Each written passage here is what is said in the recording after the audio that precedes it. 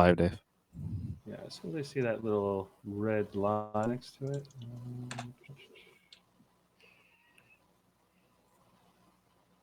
It's possible we're live now. All right. We are live. Welcome to another edition of Live Long and Podcast, our Deep Space Nine rewatch. This is our second episode. We're covering episode 3, kind of episode 2. We don't really know what and it's kind of also episode 4, so it's a very confusing numbering system. Very confusing. So where this, let's just call it past prologue. We have some astounding guests here today with us. We have again my brother, Dave Mader. Say hi, Dave. Hi, Dave. We have Jaemeel Robinson. Say hi, Jaemeel. Hi, Jaemeel. And finally, last but not least, all the way from Montreal, Quebec, Jason Doan. Say hi, Jason. Hello, everyone. Really, really awesome to be here. Thank you so much for having me. Really looking forward to this. First time we've gone over provincial lines. Hey, man, you're coming home. Yeah. Well, it's a pleasure to have all of you with us here to continue our 3.5-year journey of our Deep Space Nine rewatch, one episode a week, covering this fantastic show. It's going to be a slow trek at first, no pun intended, but it's only going to get better and better. This show is a slow burn, and it just keeps going up. So we're here. You know, this is again like last episode, the pilot that me and Dave talked about last week. It's a lot of setup, but we're kind of delving into characters that we didn't spend a lot of time with last week. So it's a very Kira-centric episode, this episode, but also Garak is a mainstay in this episode as well, who's probably my favorite character of the entire series. I love Garak. But first, since we didn't do it last episode, let's just talk about, the opening intro and how unique it is to Star Trek. For Deep Space Nine, there's no words whatsoever. It starts with the comet going by. It's very, it doesn't center on a ship at all like the other 3 do.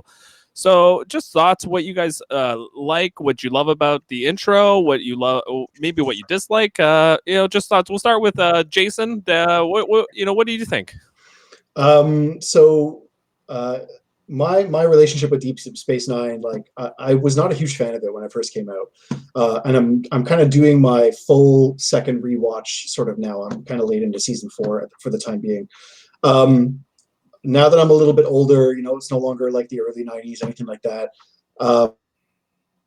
I have like a deeper appreciation for this intro, and I find like when I'm watching it on Netflix or anything like that, I find I'm not like skip intro button anymore. Like I really like to sit back and enjoy, and it's got some really just nice effects to it in general.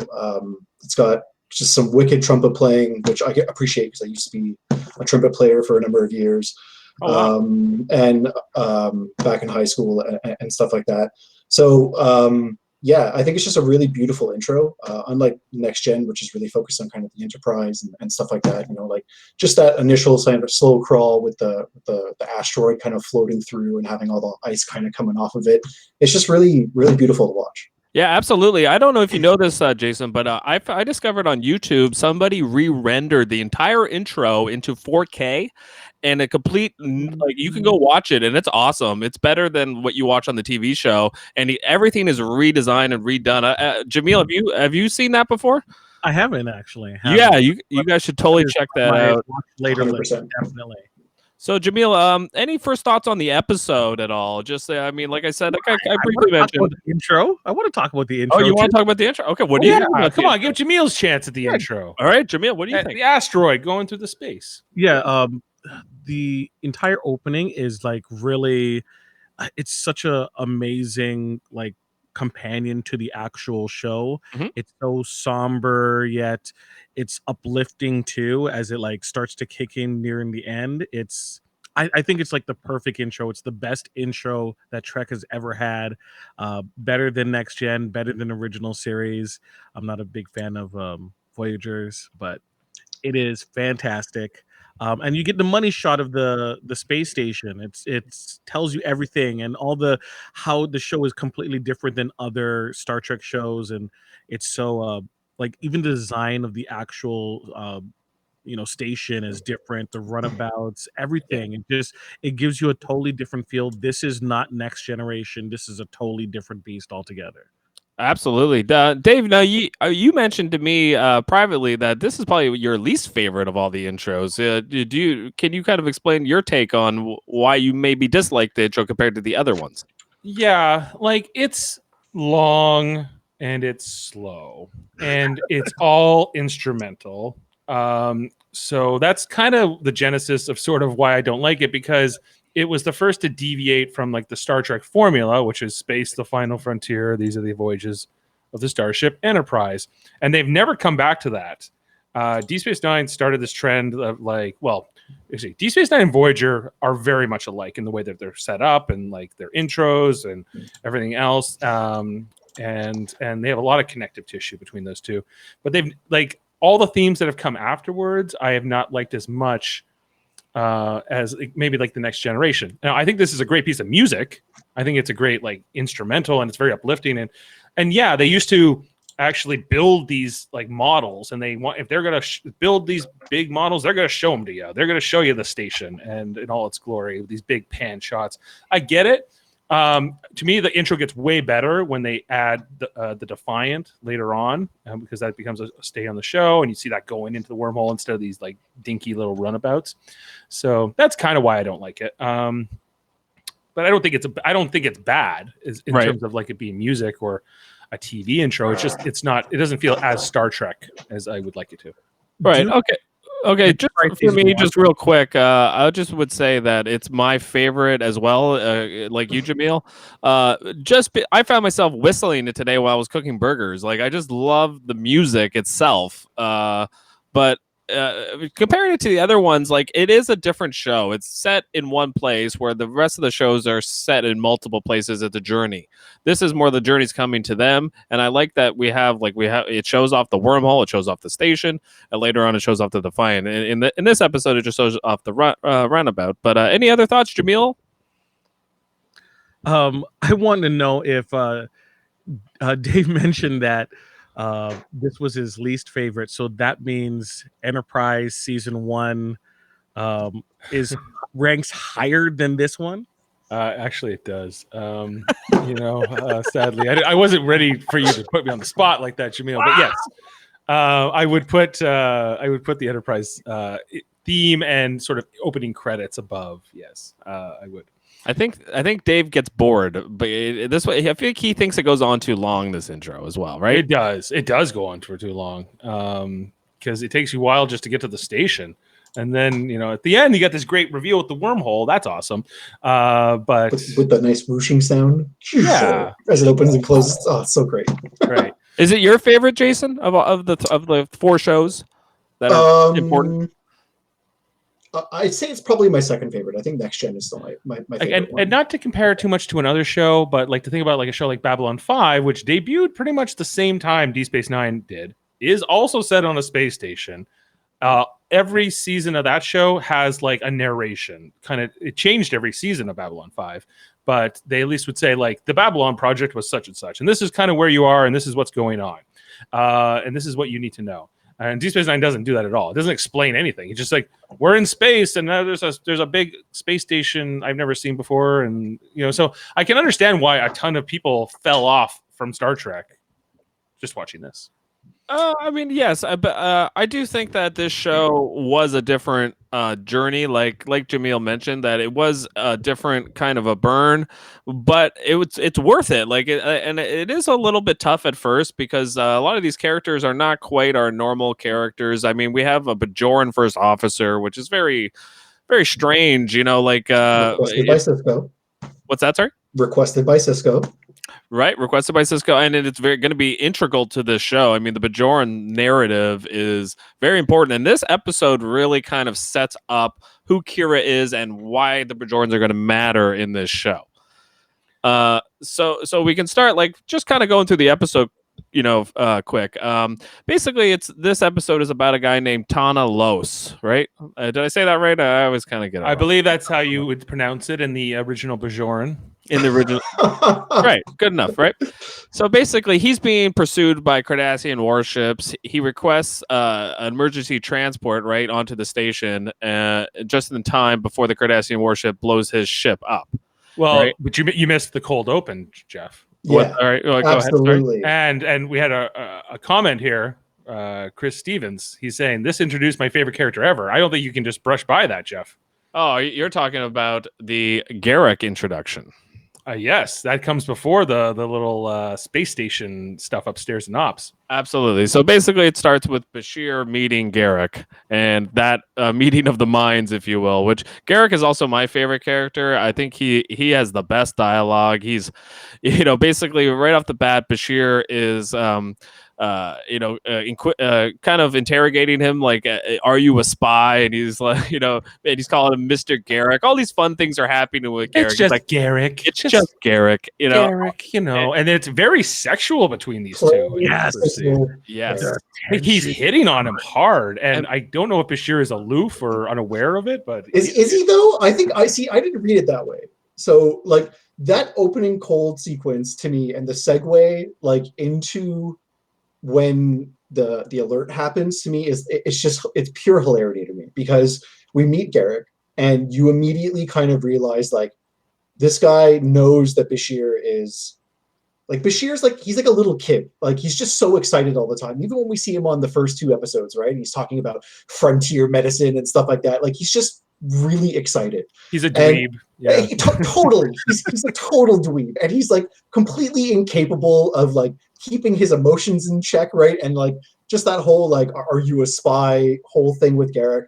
Whereas Garak, for me, what I immediately took from it was Garak's like, this guy is going to be so much fun to mess with. That's what I got from it immediately. And and I think part of that is whether he means it or not, he's got like this sexual energy with him, and I think that it is probably to mess with him to a certain extent, but I think it's deliberate.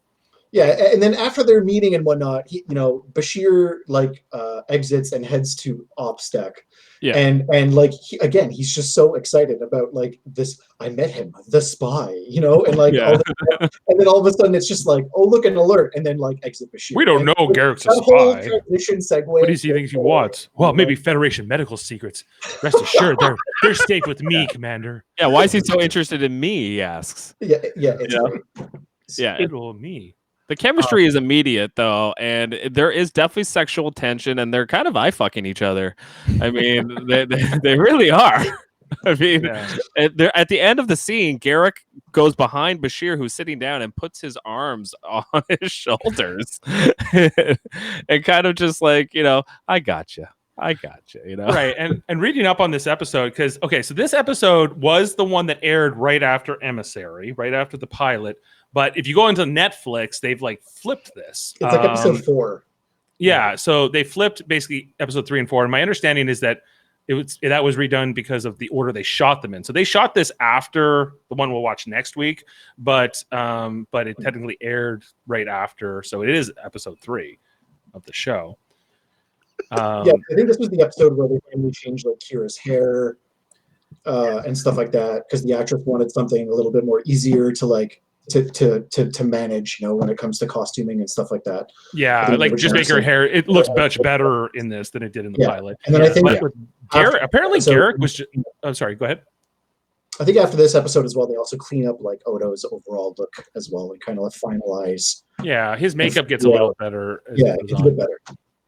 But as I was reading up on this episode, it said that Garak was introduced because they knew they wanted to bring the Duras sisters in, I guess, and so they wanted someone to be a go-between, a character to be a go-between, like somebody who would make a deal with the Duras sisters. I don't know why it wasn't Quark, why they didn't tap Quark for this, and they brought in a new character. But good thing that they did, because Garak probably one of the best characters on the show, and will be with the show for all 7 seasons.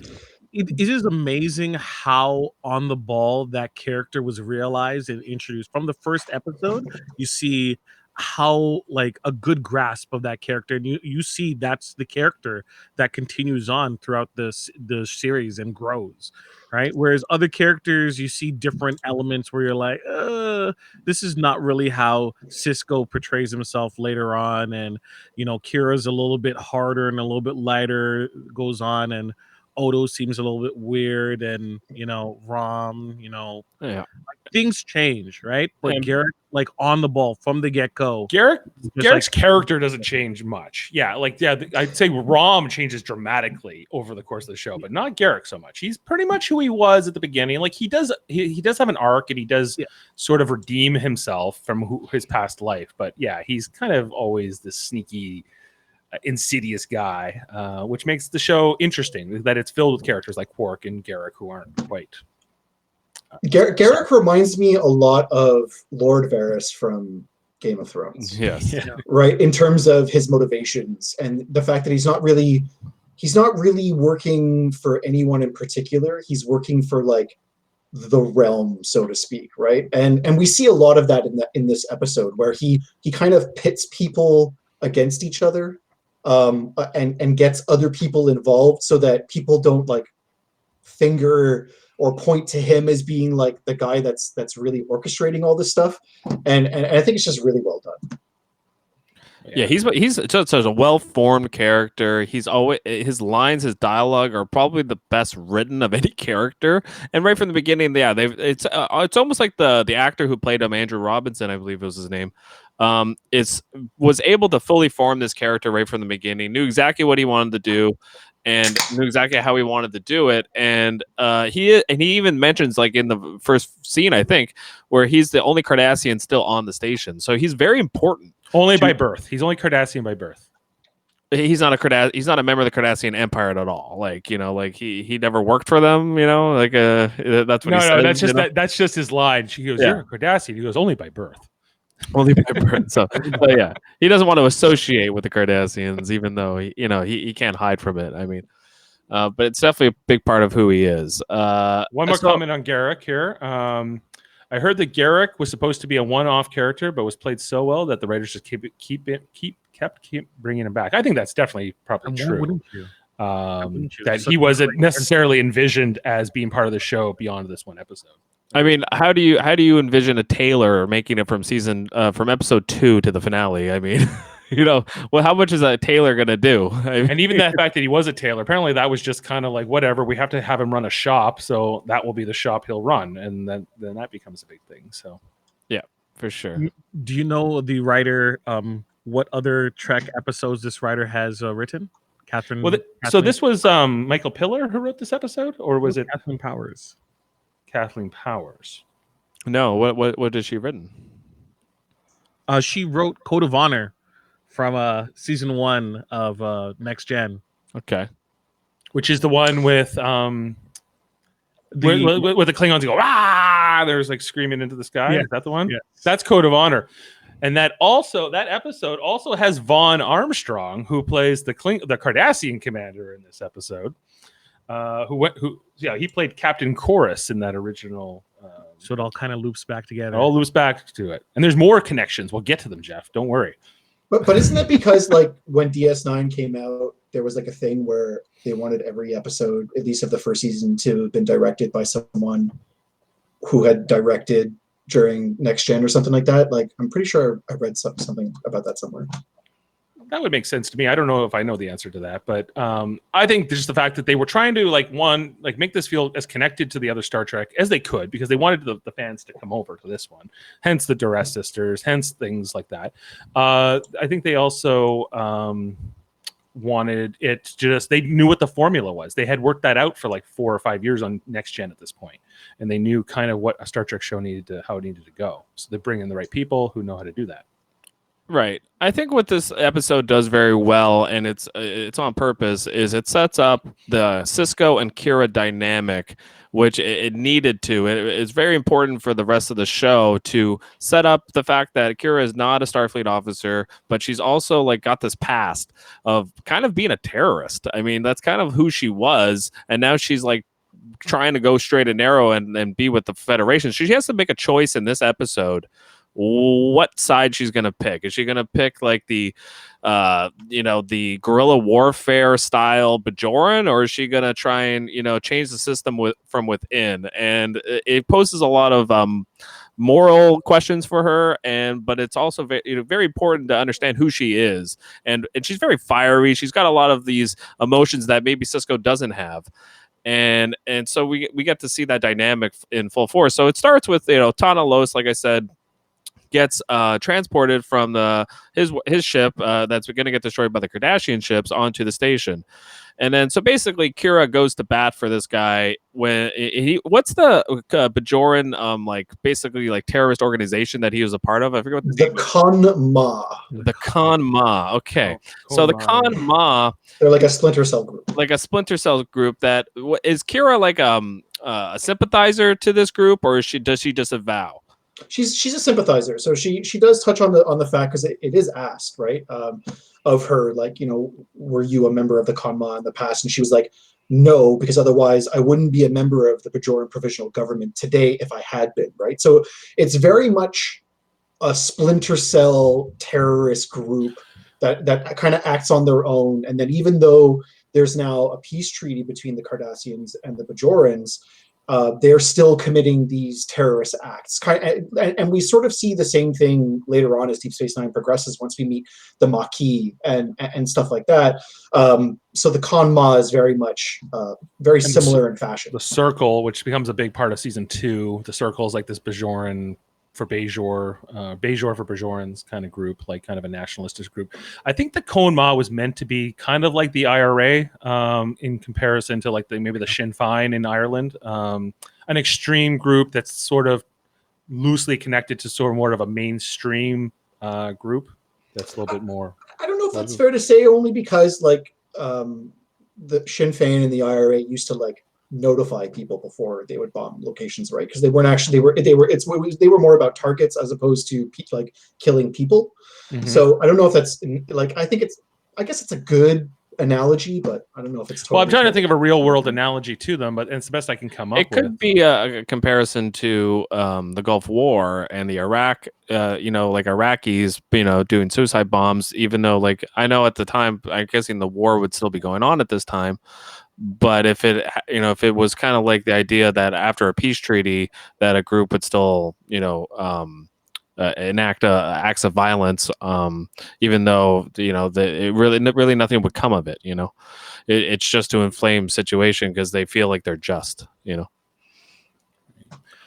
Yeah, and I think that's what this show did so well, was trying to talk about how does a society that had to fight and claw to get their freedom back sort of rebuild afterwards, and how does, even just from a soldier's point of view, because they how do they let go of the war? And there's people like, what's his name, Ton Ma or whatever, or Tana Los, like that Tana Los can't let go, at least not right away, of everything he's been doing, and there's other Bajorans like him that will become a big part of season 2 with the Circle. Yeah, it's hard to get out of that violent mindset in your mind that you've been in for so long, and then one day it just ends. And that's kind of what this episode's dealing with, is that Kira has to end that mindset in her mind, whereas friends of hers are still on this rampage. And I think it goes a little bit further than that, though, because and we see this like really epic scene a little bit later in the episode between conversation between Tana Los and Kira.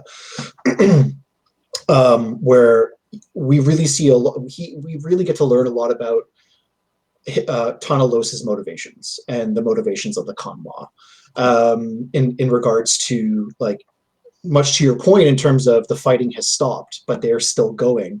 It's because they disagree with how the Provisional Bajoran government is moving Bajor forward.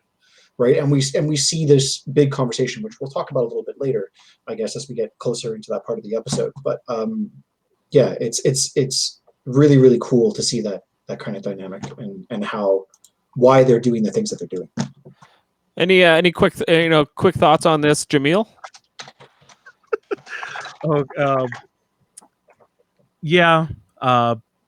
I always liked Kira, especially when how they had her start off as a character. She has that fiery line in the first episode, and then moving on to this one, you get more of a background as to her character and what she's dealing with. One thing that Deep Space Nine really did as a good job is like taking that time to really flesh out its characters.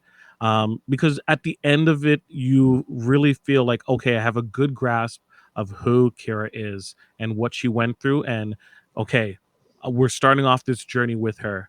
And like, I didn't feel the exact same way of like other like first officers like Chakotay or Riker when the series was starting off. They just seemed like, even with Chakotay's like background, he just seemed like pretty stale bread after like Yeah, like it's true. Like there wasn't a lot of conflict between Chakotay and Janeway, even though you expect that there would have been.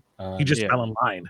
Yeah, he just fell in line. That's who Chakotay was. But Keira is a feisty person. Like originally, this role was meant for Michelle Forbes and was meant for Rolaren. They want that's who they wanted in this part. It wouldn't have been Keira. It would have been just that same character. That would have. Who's Michelle Forbes? Rolaren. Ensign Rowe. Ensign Rowe. Yeah.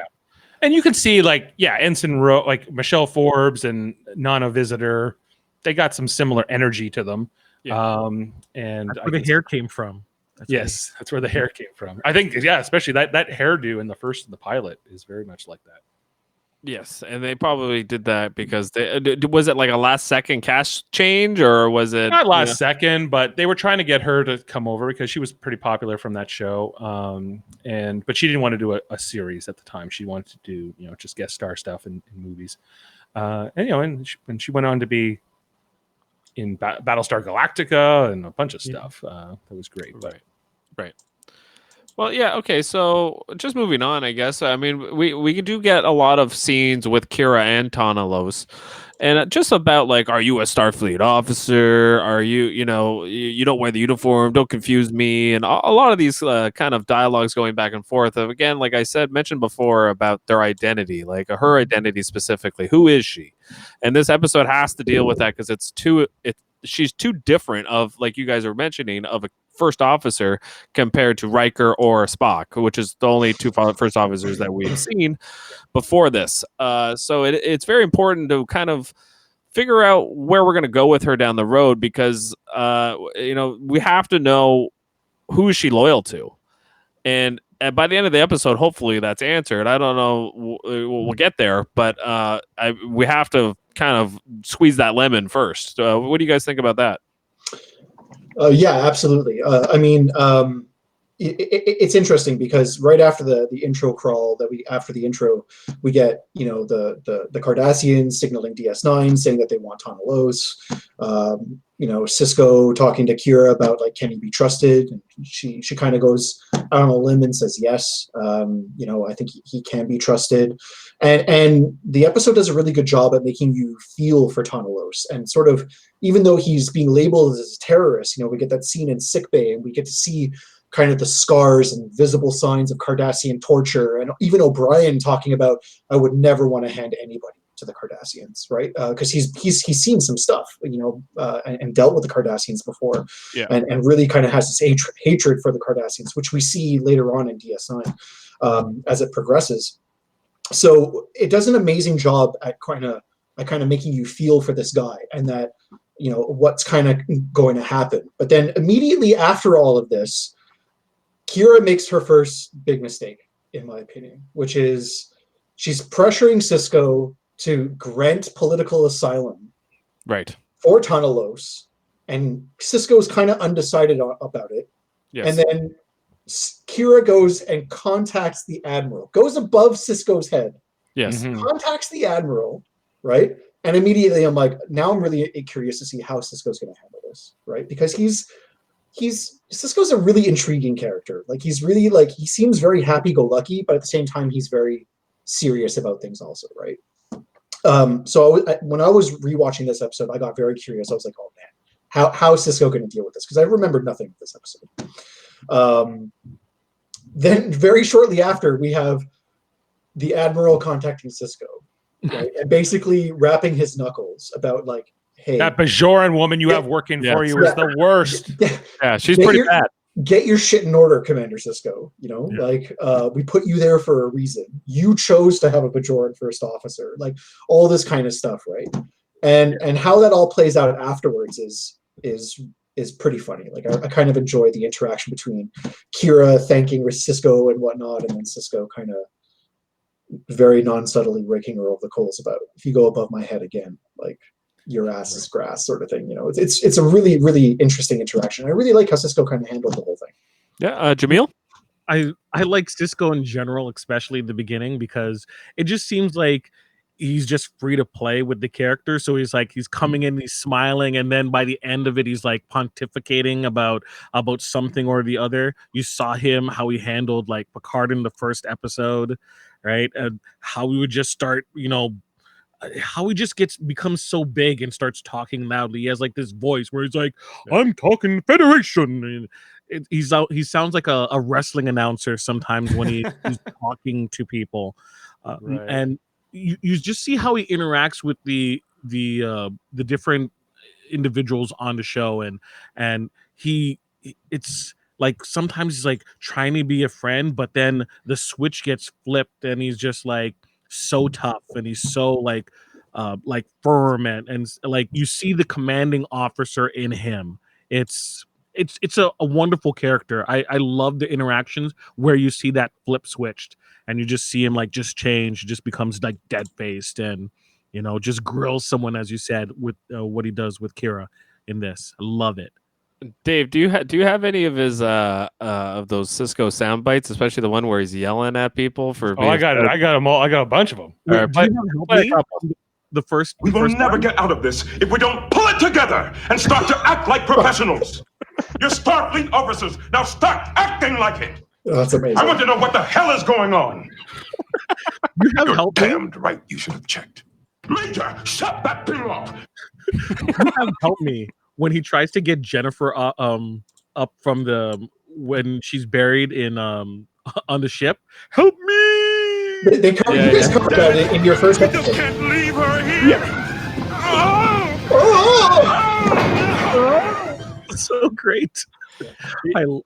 I laughed. I laughed so hard.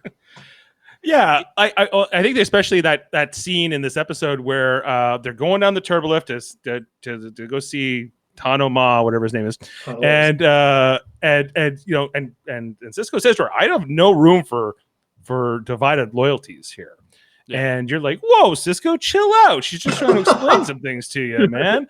But it's establishing right early on that Cisco is kind of a no nonsense guy, that he is to be respected and to not to be messed with. And I think that I can see why they put this episode before the one that came after the Odo episode, which we'll watch next week, even though I think they actually intended it for it to be the other way around.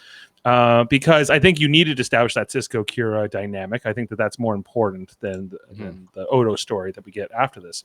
Plus, we get Odo in this episode. He's basically Cisco's spy for the majority of the episode, which when I first watched this episode, I was like, why is the Bajoran security officer spying for the Starfleet captain or commander at this point? Why is it, why is he, he's kind of like not betraying Keira, but he's not on her team, Well, Odo's a character. It doesn't matter teams really, like how they're trying to establish him. Right. He's like, only thing he cares about is like what happens on a ship and justice. Doesn't matter. Right. Later on, we learn more about the relationship with Keira and Odo and how they go to bat for each other. But like at this point, he's like, I don't care, justice. Right. For me as well in this particular episode, it's also Cisco testing Keira quite a bit, right? And we see that very early on when he asks her, like, would you go to bat for this Tanalos guy, right? And were you part of the Konma and questions like that. And as the episode progresses, I find that he keeps putting her in these situations to see how she's going to react and how loyal she's going to be. And I know you guys mentioned that earlier and whatnot.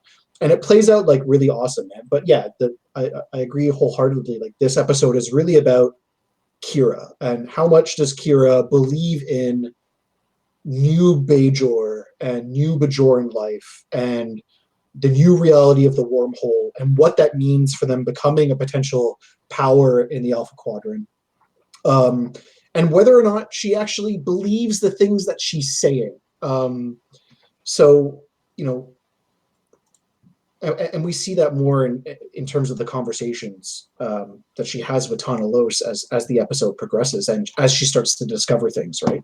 Yeah, absolutely. Like I think this episode kind of goes into the old adage, actions speak louder than words, and I Yeah. agree that Cisco is testing Kira's actions to see, yeah, if her what she's been spouting is actually what she believes. For Jane's sure. saying Cisco has a bit of Shatner in him.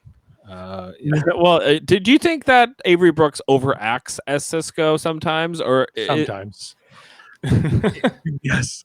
more than Shatner, or is it just a bit? Well, attached, it's like on. after It's Shatner? the 1993 version. It was a different time for Shatner too. So like, the special effect is the acting at that time. So like big moves and big emotions. Like there's Star Trek in general. People are very subtle in terms of what they've done throughout.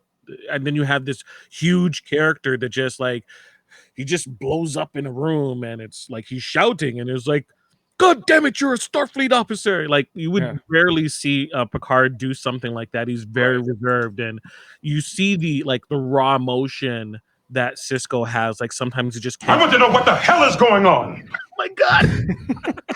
Perfect. But my question is, like, is he overacting, or is that just the character? I think it's difficult because I mean, like we're only in like the third episode, right? So I think these guys are still getting used to who they're playing, fleshing out these characters and stuff like that. Because like Cisco, even in the first two episodes, he's a little all over the place, right? But the one thing that like a big nod, like hats off to the writers, is in that, and I know we're going back to the first episode now, is they give Cisco like a really epic Picard-esque speech on humanity, right? Near the end of the episode when he's in the Celestial Temple, right? Inside the wormhole. When talking about humans and stuff like that. Like where it's that may be the most important thing to understand about humans. It is the unknown that defines our existence. We are constantly searching not just for answers to our questions, but for new questions. We are explorers. We explore our lives day by day, and we explore the galaxy trying to expand the boundaries of our knowledge. And that is why I am here. Not to conquer you with weapons or with ideas, but to coexist and learn. Yeah, like, what an amazing speech near the end of that episode. And I was really happy to see that. And I'm sorry for going back to the first two episodes to talk about that particular thing. But I think it's really important because Cisco does get these really awesome Picard-esque moments, I'll call them. Yeah, more so than he gets credit for. Jeff, I just want to touch on one thing maybe before we move on. So we mentioned Admiral Rollman, who is the one that Kira calls, and then she later calls Cisco. She shows up in one more episode in the next season, but it turns out that she is the the widow of Leonard Nimoy. Oh wow! Was married to him at this time until his death, and she had previously been married to another Star Trek actor who we just watched in Star Trek for The Voyage Home. I'm talking about the Klingon ambassador. James T. Kirk, renegade and terrorist. As played by John Schuck, who we were saying, what a great actor that guy was. Who the hell was that guy? Well, he was married to Leonard Nimoy's wife before Leonard Nimoy. Did Leonard Nimoy marry her after Voyage Home? Yes. He married her in 1989. Wow. And so she is also the stepmother of Adam Nimoy, who is Leonard Nimoy's son, who married Terry Farrell, who plays Jadzia Dax. So they're all very interconnected with one another. Definitely. It's a big Star Trek family. Yeah, no doubt about it. I mean, it's kind of what makes Star Trek great too, is the fact that they do seem close. The cast often seem close, even when early on. This is only the third episode, the fourth episode they probably filmed, and there's already familiarity between these characters, which a lot of shows don't have that right away. I mean, it takes time, especially when you have this many characters. I mean, it's not like we're talking like 2 or 3 characters. There's like, how many characters have they already introduced by the time this episode is going on? There's got to be over 10. So it's not easy to do. Maybe a cool dozen. I don't know. Yeah, maybe. You never know. It just speaks to like, where would the show be if they didn't have that type of close-knit bonds, or like you see the relationships already developed with the characters? Like we can talk about the writing and the stories and the plotting of the first season. That's typical Star Trek. But like from episode 2, you already see the building blocks of like, I'm interested in this dynamic. I want to see how these characters continue to, play against each other and bounce against each other. You can't really say that about other series of Star Trek, from episode. Not on the same scale, not even close. Yeah. I do enjoy Deep Space Nine. Just to kind of go a little off topic here, just the fact that we do have a Bajoran first officer. We have a Ferengi running the bar. We learn a Cardassian is running the tailor shop. And they're not all Starfleet. And everything up until this point has just been Starfleet. And this gives us a broader spectrum of what the galaxy is really what's going on, how these alien species are interacting, that they're not all on one side or another, that there's it's more of a gray area there to and it's this show is giving us that opportunity to discover it, which again makes it very intriguing because there's so much potential, so many stories to be told. Right. And building series, what other series has done the amount of world building that Deep Space Nine does? Because every other series is from a lens of Starfleet, whereas this one, it's like everything, like the Ferengi point of view, the Cardassian point of view, the Bajoran point of view, right?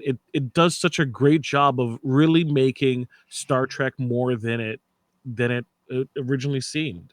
And Cisco kind of touches on this a little bit in the episode, right? Like, we learn that they're only there to be the administration behind Deep Space Nine, and to evaluate the Bajorans for potential entry into the Federation, right? So, and he kind of at one point in this episode, he kind of very deftly, when Kira's asking about granting amnesty, he very clearly says, like, we'll grant them temporary amnesty and then hand him to the Bajorans. And then, Mr.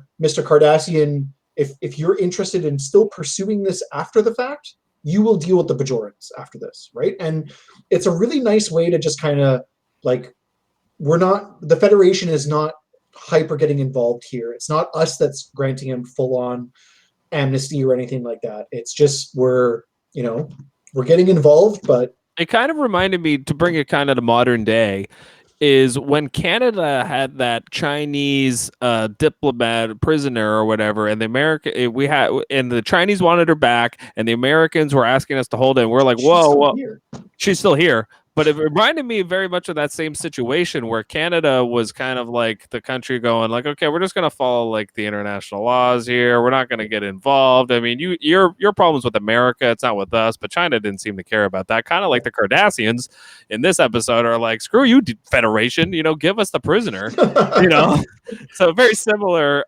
reactions from, this is what this episode reminded me of the most. What do you think, Dave?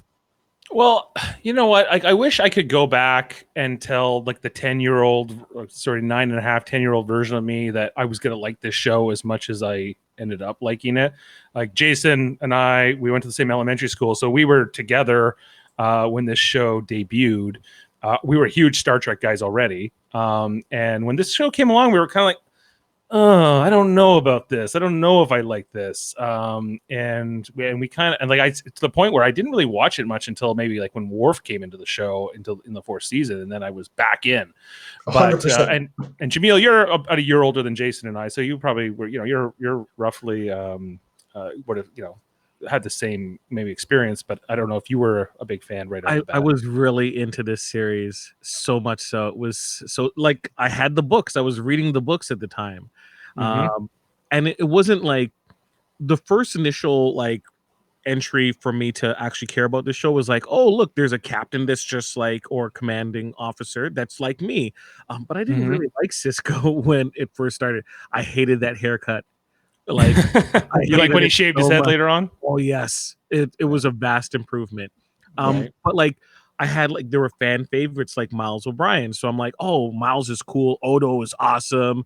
Oh my gosh, Cord, like the baddest man, and Garak, oh man, like there was people I cared about. Like I didn't like Bashir that much. I grew to love him, right? But like there were characters that they improved him over time too. Because the first couple of years of Bashir is not the best. Well, I think that's so you were all in all the way away. Sorry. Yeah, And then- right in. Like, and so to me, it wasn't like I liked it more than Next Gen. It was like I got two great Star Trek shows to watch. Mhm. You know, Right. Star Wars people are dumb. Like, I was like, I was a 10-year-old guy, right? Like, it always has to be a battle against the other, and Star Trek Yeah. was the side that I chose. And Jeff had the benefit of being, younger than us, and so he kind of, by the time he could kind of watch it, Jeff, you were roughly the same age when this came out as we were when Next Gen started. Yeah, I would say So- my show was more Voyager. Voyager was the show that I was about the age you guys were when this show came out, I would say. So I was a little, like, probably what year did Yeah, Voyager that's maybe start? right. Yeah, because it's about 2 years after this that Voyager hits. Yeah, So- so Voyager, but I went back and watched this show, and I think that what makes this show so great is that it is episodic, but it's also very serialized because it's stationed in one place. It's a station, and we have a comment from Chris Stevens. He goes, "I think it has to do with the fact that it's on a station, so it's kind of like a sitcom almost. Like it has that feel that it's everything's coming to them. So Like I Cheers. think, and I do think also." Quark. That like Quarks. Jaemeel touched on this, but I think Star Trek does certain things that other shows did not do at the time, or maybe even since. Like we have an African American captain or commander at this point. We have a female captain in the next show. When A Next female Gen, first officer in this one too. That was right, a female first officer. When Next Gen starts, Geordi, a blind guy, is flying the ship. Like there are a bunch of things that Star Trek is doing that makes you think twice and go, wait a second. But it makes so much sense and it works, and it's just they're not afraid. Star Trek's never afraid to go for it, and then also talk about topics that are highly political. And this episode especially is very politically based, and we're dealing with different factions, and we're dealing with morality, and it really just a lot to sink our teeth into here. And we could talk about this episode for probably 2 or 3 hours and still find something else to kind of weave that thread. So let's go, like, get back to the episode quick. I mean, we kind of get this whole thing where, like you said, Kira goes above Sisko's head. Sisko, then I think he talks to Odo, and then Odo goes into spy mode and becomes a rat, and then then we get our introduction to the Duras sisters, right? Wait, So- what did Odo do? He becomes he goes into like spy mode, right? And then he becomes a rat, right? Oh, not a rat. He didn't rat somebody out. He just turned it into a little rat.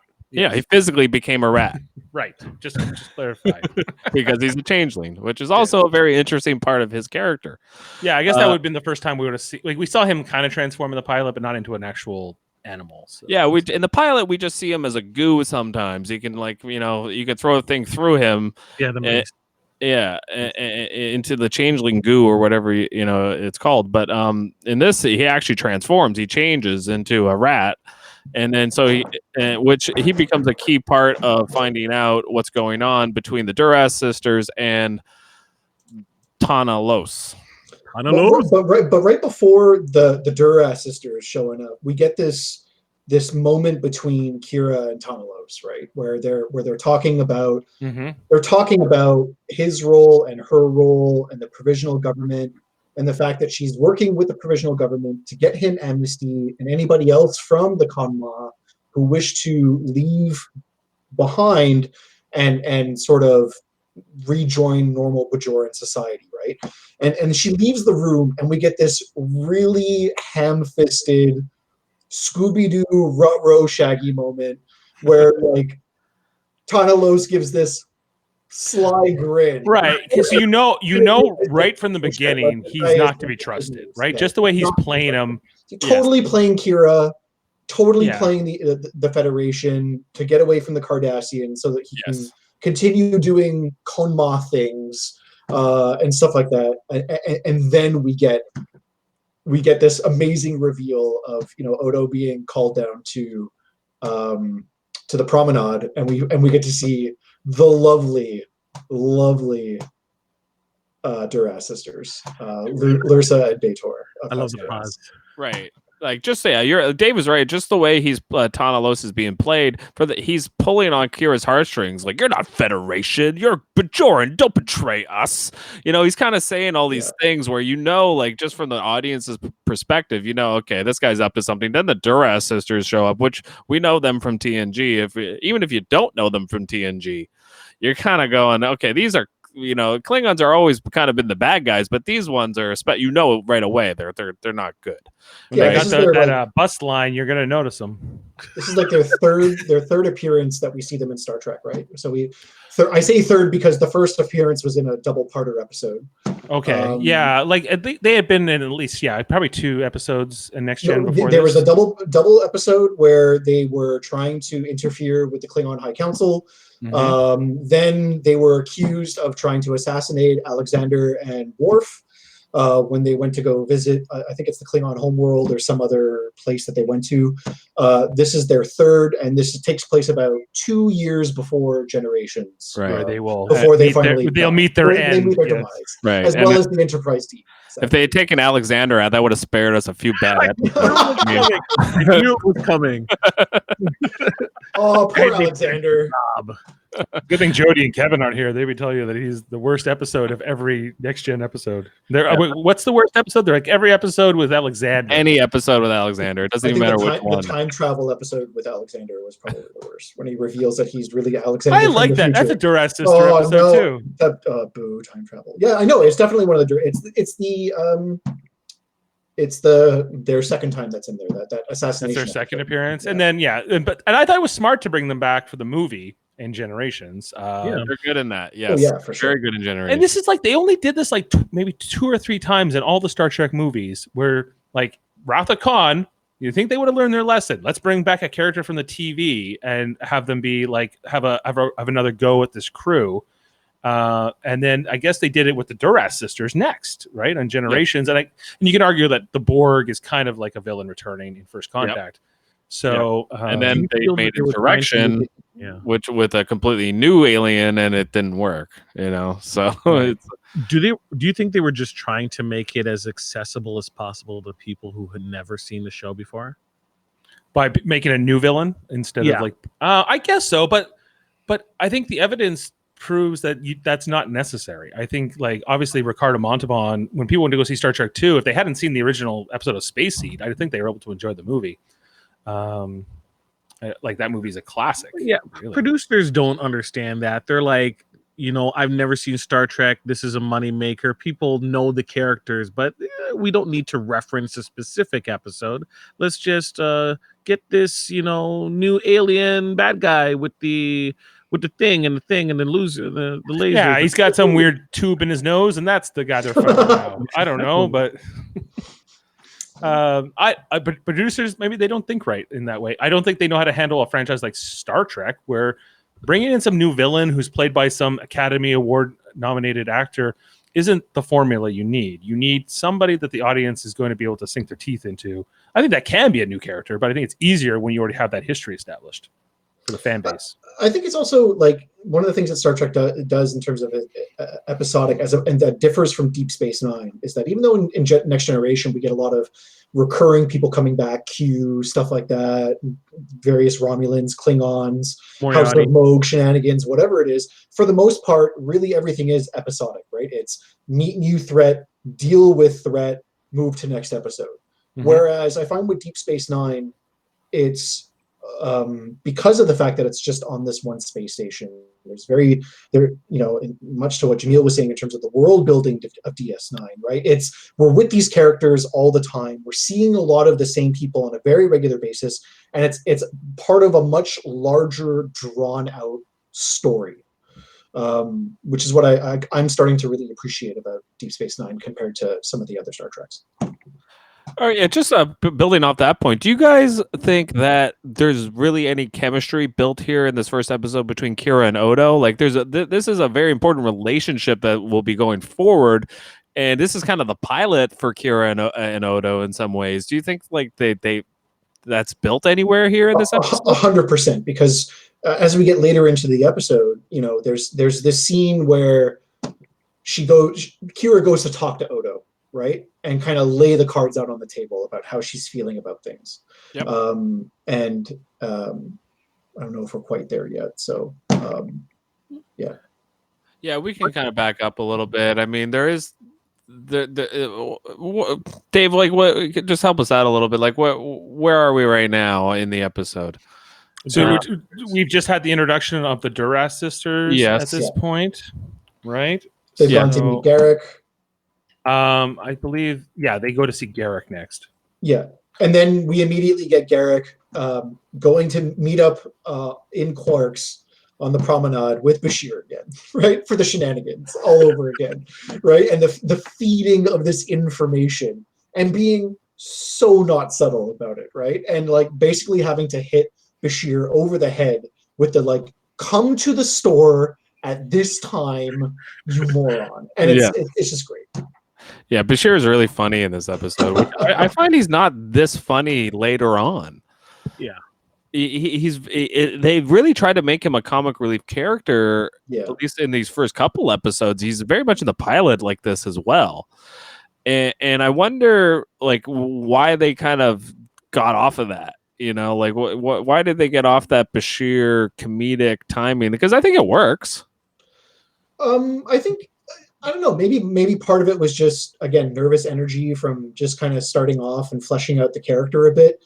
Maybe it's, it's difficult to say like how deeply these actors were thinking about these characters, right? But I would assume that after playing the character for a certain number of episodes and whatnot, you just become naturally more comfortable. And I think that makes a lot of sense because he's brand new to the station. He's very excited about everything and whatnot. And then as he kind of gets into the groove of things, he becomes a lot more normal, if you will, right? Just like everybody else on the station. This is his life.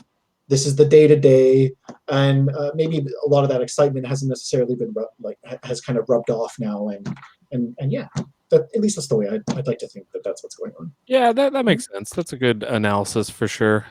The writer has a better sense of the actor and their abilities, and the sensibilities of like, okay, the actor does a great job of handling this kind of humor, so let's progress instead of this, as you said, nervous energy that we kind of see in these first couple of episodes where he seems bumbling sometimes as well, right? So why not? Like, we're eventually going to be progressing this show. We start off here. Let's move on. Let's move up. Let's level them up.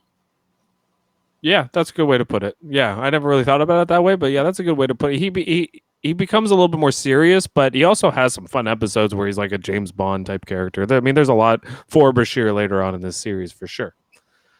So we're with the Duras sisters. They're talking to Garak. Exactly what's the nature of their conversation? Do you guys remember? He's the go-between the Bajoran terrorists and them, right? That's what his role is. He's kind of just essentially a middleman in that deal. Again, it would have made more sense to give this role to Quark, but they didn't.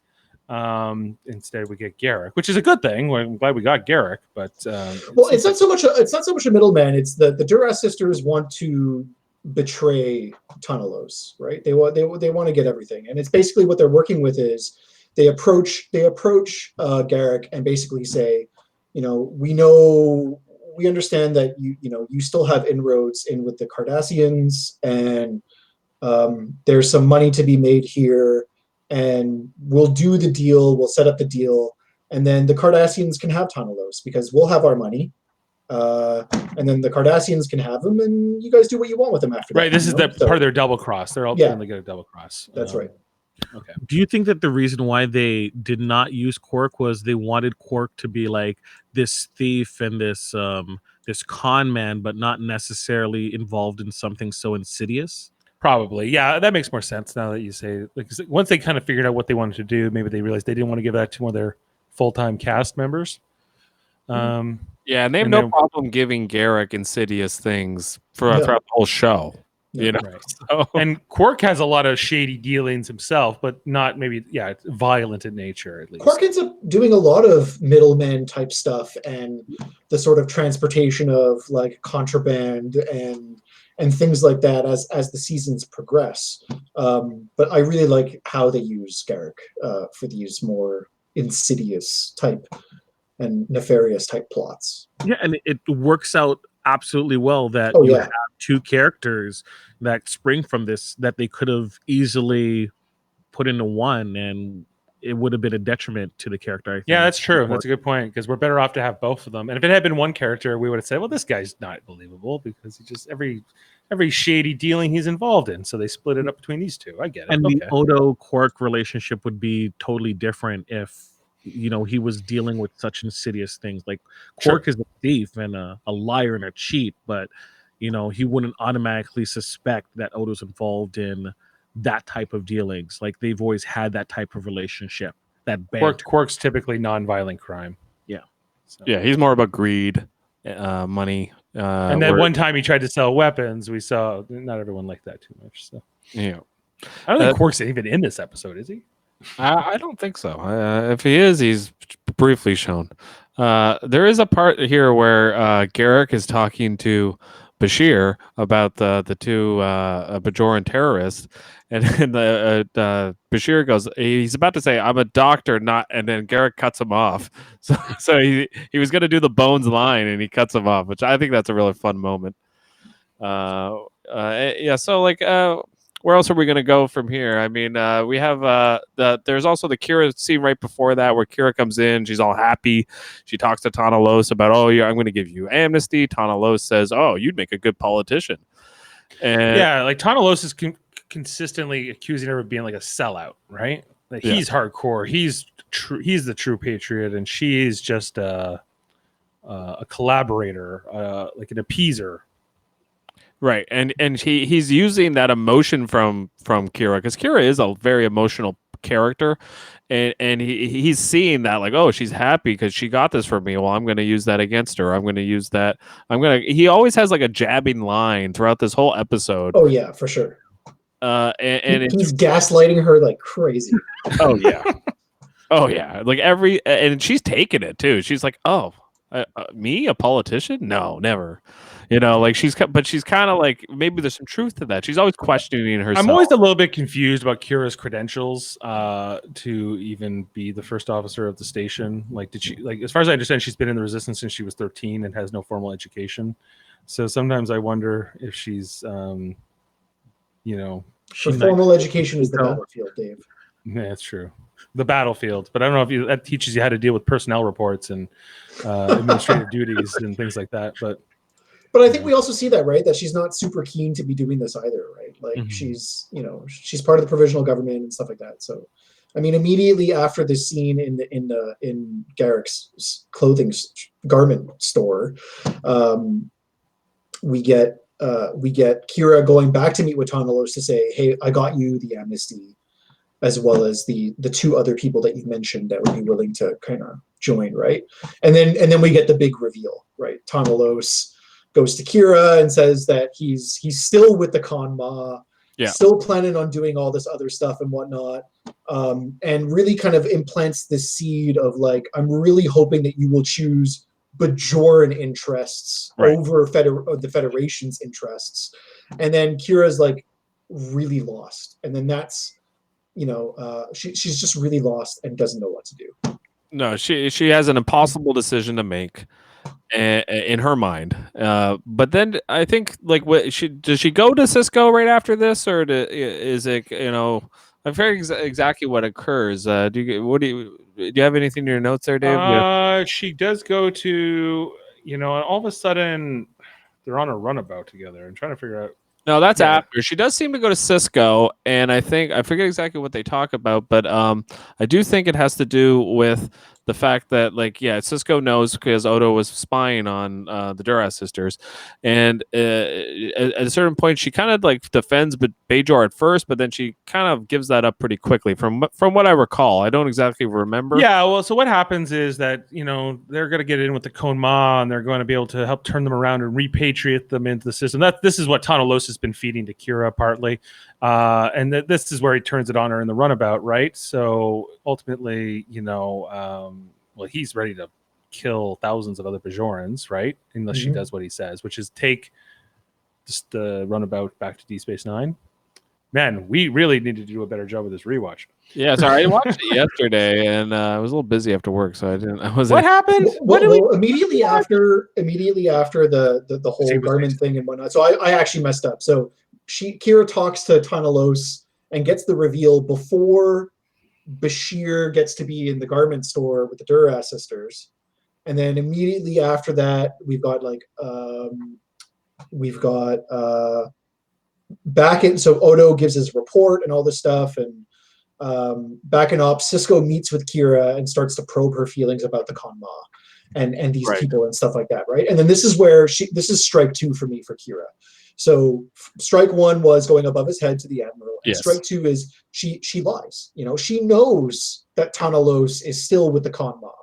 And yet she lies to Cisco, basically saying that, like, yes, they can be trusted. And then we get this guilty moment where she goes and meets with Odo very shortly after. Right. Yes, and she the way she walks into the Odo's office is kind of like a little kid that's been caught. She kind of walks in like, "Hey, Odo, how you doing?" And he's like, "What? What do you want?" I think I might need to look for a new job. Yeah, and Odo says something really like important to her, and he says to her, "The only important thing is not to betray yourself." And this is where we get this really character defining moment, a real major character defining moment, and we see this very shortly after in Kira in terms of her decision making process. And does she believe in new Bajor versus old Bajor, and where do her loyalties actually lie? Does she believe in Bajor potentially becoming part of the Federation? And all the words that she said to Tanalos during this whole thing about new Bajor and him dissing her about it, like, no, like we shouldn't be ruled. Like Bajor needs to be free on its own without outside interference. And I remember she mentions like, oh, but that like I'm gonna have to still betray someone that I knew, somebody that's Bajoran, somebody that's my own blood. Like all these things are going through her mind, and it's like a huge conflict of interest for her. But she knows, like Odo's reminding her, like what the right decision to make is here. And it becomes very important later in the scene in Ops, where there's this whole scene where she goes to Ops and she basically makes this decision to go on the runabout with Tanalos because he has a whole plan to destroy the wormhole. Correct? Is that that's I know I think I'm jumping ahead a little bit, but I think that's about right. Yeah. Yeah. Well, I mean, that's kind of his parts of his plan are revealed like right after the Odo scene, because that's when we get the it's after this scene that we get Garak meeting again with the Duras sisters to, I guess, for the first part of payment, and then Garak starts to probe the oh no, that's what it is. Sorry, yeah, I have my notes, but I don't have timestamps. Bashir goes to meet Garak at the garment store at this point, gets hidden in the back, which is just so silly to me. Like, stay in the back, shut up, don't say anything, close curtain, and then meets with the Duras sisters, right? And then Garak starts to probe them a little bit, in terms of like, what is this for, right? And they're like, why do you need to know? And he's like, well, depending on what we're dealing with here, I may need to take extra precautions, right?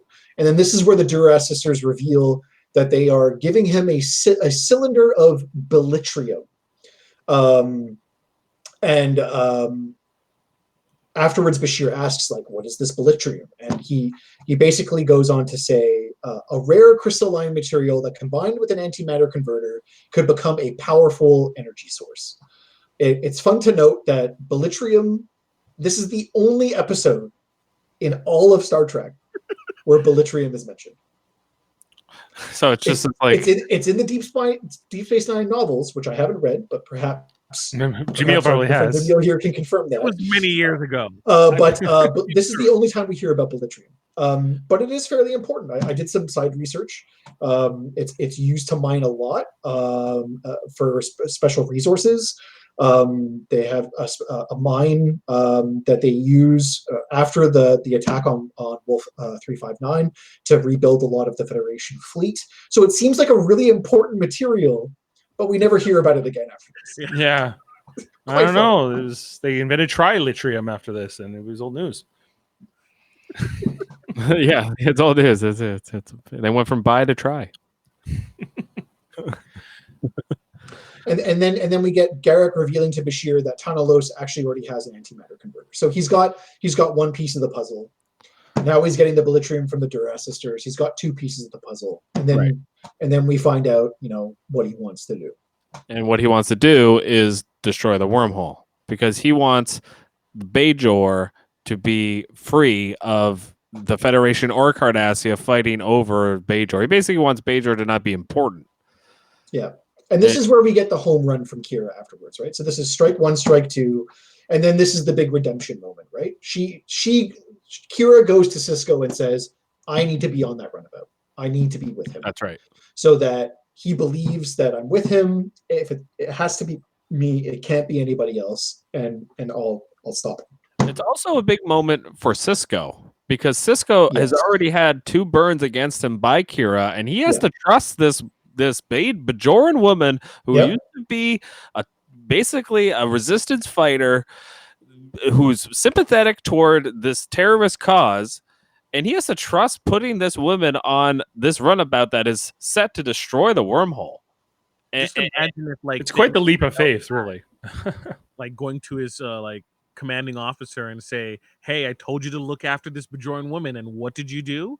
You let her on this runabout, and you had questions about her, right?" So he was in a tough spot. So yes, definitely, it did show the amount of trust he did believe in Keira. Right. Yeah. Dave, any thoughts on that? Well, yeah, like in retrospect, and from that point of view, it's a huge risk he takes here. Because what if the wormhole had been destroyed, and what would that have history been like? I guess there would have been no Dominion War. That would have been better, probably. But for some people. Well, he's also the prophet. I mean, the emissary. We just dealt with this. I mean, he's supposed to be the guy that is supposed to be protecting the wormhole and the prophets that are inside the wormhole. And so this whole moment is very important. I mean, it could have went really bad had Keira been convinced by Tanalos, who's basically been whipping her the whole episode, gaslighting her and it's been working the whole episode against Keira, and so for him to just all of a sudden believe in her, it was a huge leap of faith, like you guys said. But it pays off, and I think he, if you imagine he hadn't done that and he hadn't have gained Keira's trust and loyalty in the way that he did, their relationship would have been a lot different. Potentially a lot of other situations would have went differently. So this needed to happen. Keira's loyalties to Bajor versus the Federation will be tested many times after this, but particularly in these first 2 seasons. I have just a fun fact about what we were talking about earlier with Bashir and Garak. In the documentary, What We Left Behind, I don't know if you guys have seen that, but Andrew Robinson revealed that he had always felt that Garak was gay, and that his initial interest in Dr. Bashir was motivated by sexual attraction. In the same documentary, showrunner Ira Stephen Bear expressed regret that the show never openly addressed Garak's sexuality. I mean, they kind of do much later on, because I actually just kind of watched an episode on it where he kind of develops an interest, right? With I forget who it is. I think it's the guy who used to run the station who absolutely hates Garak. And it's like his daughter. Ciel. Yeah. Yeah, is that Goldicott's daughter? Yeah. Yeah. Okay. So they did have a romance. My understanding of Garak was that he was like omnisexual and would sort of, he was not too picky. Kind of like what's the Viper in Game of Thrones? He's like, I enjoy this. I enjoy that. This is what God gave me. I'm going to enjoy it all. Right. That's how, I kind of agree. That's how I always thought Garak was too. Yeah. Not purely gay or purely straight or either of those things. Bi. Yeah. Bi, I guess. Bilitrium. He's bilitrium. That's where the bi went. Okay. Anything else, guys? I mean, this we kind of like. I guess we're gonna cover the final scene here. We're pretty much at the end, right? Like, I mean, the trade-off happens. He gets the bulletrium. He builds the device. Kira gets caught. There's a scuffle. They go through the wormhole. And then when they get to the other side, Kira manages to eject this bomb that's been created, detonate it, and then Tanalos is captured. And then that's basically. But not before he calls her traitor. Right before they take him off in handcuffs. That's true. the knife in Kira's front Right. that he leaves her with. But he's clearly not right. Like, he's out of control. Yeah. No, I mean he's an extremist, right? So Mhm. the fact that she believes in the Bajoran New Provisional Government, and she believes in having Starfleet, and now with the wormhole, Deep Space Nine becoming and Bajor becoming really popular for explorers and stuff like that. And he's not into that, right? He wants Bajor to be this insular culture, Yes. stuck in its old ways, no outsiders whatsoever. So of course, in his eyes, she's 1,000% a traitor, right? Yeah, he wants to But turn she's her made her decision, and into like I a think, Ron. later on, I'm very interested as we continue through this rewatch, whether I'm on this show again or not. I'm really interested to see how many more conflicts Kira potentially is going to go through. Jason, if you want to be on it, you're on it, man. You too, Jaemeel. If you guys, if we could just stay with this because this is like I said, a 3.5 year project. It's a long project. It's going to be hard to ask anybody to say, "Hey, season 2, episode 5, pop it in." I think you might have to beat him off a little bit, because I think there's some other live long and podcasters who are eeger to come on as well. Well, schedules are tough though. Like not everybody can make every episode.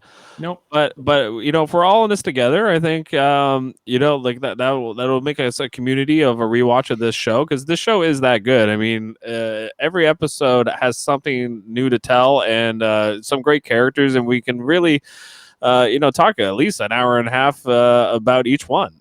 We should create a sign-up sheet, Jeff, and we should just say, what episode do you definitely want to be a part of? Who isn't going to want to be there for In the Pale Moonlight? I mean, come on. I mean, we might have to go to a huge thing for In the Pale Moonlight. No, I'm doing. I'd rather do Valiant. Oh, you will be on. Oh, yeah, you will be on Valiant. No, that is a guarantee. Because it's got that guy from Catwalk. That guy from Catwalk makes that episode. Every time I see you smile. I mean, in this episode, we do get a lot of. I don't want to get copyright infringements from YTV in here, but hey. Well, we definitely get a lot of Kira beating people up. That's for sure. I mean, and she does that a lot during the rest of the show. I mean, and it's good. Her go-to move is her double-fisted. She hits people with that. Yeah, she'll grab your arm, she'll bang your arms down, and then she'll use her double fist to hit you in the gut. Yeah, I wouldn't mess with her. She kick my ass in a second. Yeah, she's definitely formidable. Yeah, that's some freedom fighter. Well, yeah, she's definitely. Oh yeah, for sure. So are we on final thoughts now for this episode? Yeah, final thoughts, Dave. You started us off. Anything else on this one? Yeah, it's not the best episode of Deep Space Nine. It's sort of notable in the sense that it's the the first one after the pilot. It's the first episode of Star Trek actually that didn't have the Enterprise in it. Some version of the Enterprise, which I think maybe gets a little lost. So I think if anything, this is the first episode of Star Trek that never had an Enterprise. So picking on that. Past Prologue is an interesting title in that Jake Sisko will later write a novel. Do you guys remember this? It's an episode that comes later on where he's being manipulated by this dream alien queen woman, and the book he writes in that is called Past Prologue. Is that when he's really ancient? No, it's a different one. It's this. It's Okay. more like he's being sort of like manipulated. It's not a great episode. It's very forgivable, but yeah, no Jake Sisko in this one either. So yeah, a whole bunch of characters missing. But I think it's a good Keira episode. I think it sets up a lot of things in motion with the Keira and Sisko relationship, and the Odo and Sisko, Odo and Keira relationship, and the Garak and Bashir dynamic, and the introduction of Bashir or of Garak altogether. So I think those are all good things to note about the episode, while it's not necessarily the most entertaining to rewatch. Okay, Jaemeel, final thoughts? The episode is a lot more interesting looking back as someone who's watched the entire series, as opposed to the second episode in. You see the building blocks of those characters, just like what Dave was saying of Garak and Bashir, Sisko and Keira, Odo and Sisko and Keira, that whole dynamic. It's it's an interesting look back. It's not really a good episode, not really a fan of it, but it serves its purpose as introducing these characters, and at least getting you to into Kira's headspace, which I think is important. Let's take the time. We have the episodes. Let's look into these characters.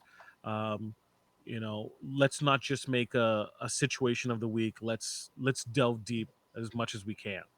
So I appreciate the effort that they made in this episode more so than anything. Yeah, absolutely. Jason, any final thoughts?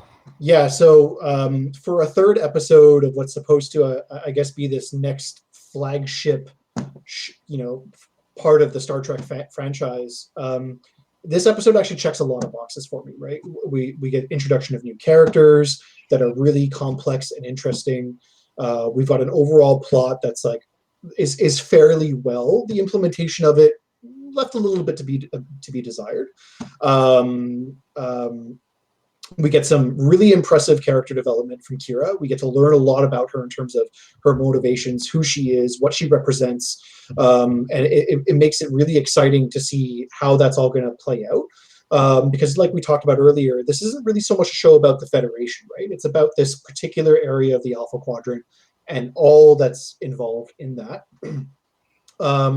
We get to see Sisko flex more of his commander muscles, and we get to learn a little bit more about how he is as a leader, how he views people and lets things takes a try and see approach and lets things kind of play out, but at the same time is ready to lay things down when the time comes. Couple of disappointing things for me in this episode was the fact that the fact that we hear about this terrorist cell called the Kanma is really interesting, right? Yeah. And especially with everything that's happened, 60 years of oppression by the Cardassians and stuff like that. Watching this episode, I was very intrigued by the concept of the Kanma, who they are, why they're doing what they're doing, and we get all of that from Tanalos. And after this episode, we never hear about the Tanalos ever again. And that really disappointed me.